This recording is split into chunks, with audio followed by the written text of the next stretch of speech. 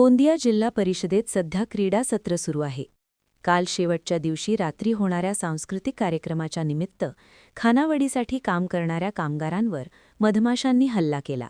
या घटनेने परिसरात एकच खळबळ उडाली. मधमाशांनी चावा घेतलेल्यांमध्ये केटरिंगसाठी काम करणाऱ्या महिला तसेच डेकोरेशन आणि फुलशृंगार सजावटीचे काम करणाऱ्या अनेक पुरुषांचा समावेश होता.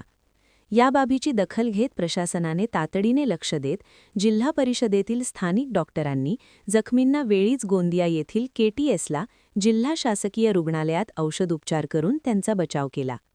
त्यांच्यावर गोंदिया येथील केटीएस शासकीय रुग्णालयात उपचार करून त्यांना सुट्टी देण्यात आलेली आहे. या घटनेमुळे आयोजित केल्या जाणाऱ्या सांस्कृतिक कार्यक्रमाच्या तयारीच्या कामात व्यत्यय आला होता. जिल्हा परिषद गोंदियाद्वारे क्रीडा सत्राचे आयोजन करण्यात आलेले आहे. यानिमित्त जिल्हा परिषद पदाधिकारी, अधिकारी व कर्मचारी क्रीडा व सांस्कृतिक महोत्सव 2026 सांस्कृतिक कार्यक्रम व बक्षीस वितरण समारंभ हा जिल्हा परिषद परिसरातील मोकळ्या जागेत आयोजित करण्यात आला होता.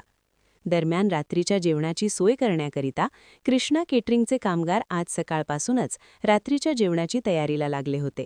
दरम्यान घटनास्थळी निर्माण झालेला धूर जिल्हा परिषदेतील इमारतीवर असलेल्या मधमाशांच्या पोळ्यावर जाऊन भिडला असता मधमाशांचा एक पोळा फुटला आणि त्या ठिकाणी असलेल्या स्वयंपाकी महिला कामगार आणि पुरुषावर हल्ला चढविला. दरम्यान त्या ठिकाणी असलेले डेकोरेशनचे कामगार आणि इतरही उपस्थितावर मधमाशांनी हल्ला केला. Sunil Kawale, the sting operation news, Gondia. The sting operation news, सत्याचे दुसरे नाव, अन्यायावर लेखणीचा घाव.